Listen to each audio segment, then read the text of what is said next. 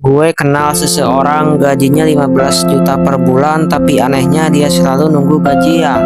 Dan lebih aneh lagi, dia sering bilang gue lagi gak punya uang.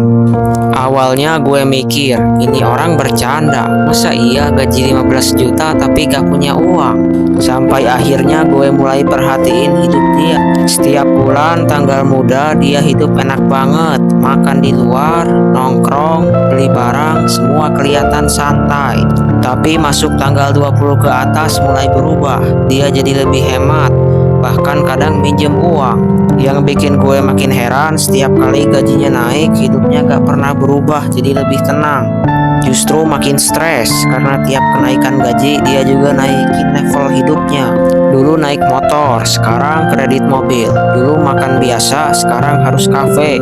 Dulu HP cukup, sekarang harus upgrade terus. Dan tanpa sadar semua itu bikin pengeluarannya ngejar penghasilan. Dan di situ gue mulai sadar masalahnya bukan di jumlah uang, masalahnya di cara dia mikir soal uang.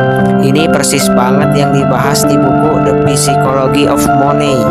Di buku itu dijelasin kalau semakin banyak uang yang lo punya, semakin besar juga godaan buat menghabiskannya. Dan kalau lo gak sadar, lo bakal terus lari di lingkaran yang sama. Banyak orang mikir kalau gue punya uang lebih banyak, hidup gue bakal beres. Padahal kenyataannya kalau mindset lu gak berubah, masalah lu juga gak akan berubah. Karena yang bikin orang miskin itu bukan kekurangan uang, tapi kebiasaan menghabiskan uang. Dan yang bikin orang kaya itu bukan gaji besar, tapi kemampuan menahan diri. Dan jujur aja, gue juga pernah di posisi itu, ngerasa kalau beli sesuatu bikin gue lebih naik level. Padahal cuma bikin gue makin jauh dari kebebasan finansial. Sejak gue ngerti ini, cara gue ngelihat uang berubah total. Gue mulai lebih mikir sebelum beli, lebih sadar sama kebiasaan kecil.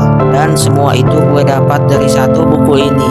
Mungkin yang perlu diubah bukan penghasilan lu, tapi cara lu mikir. Gue taruh bukunya di deskripsi. Serius, ini salah satu buku yang paling ubah cara gue mikir soal uang.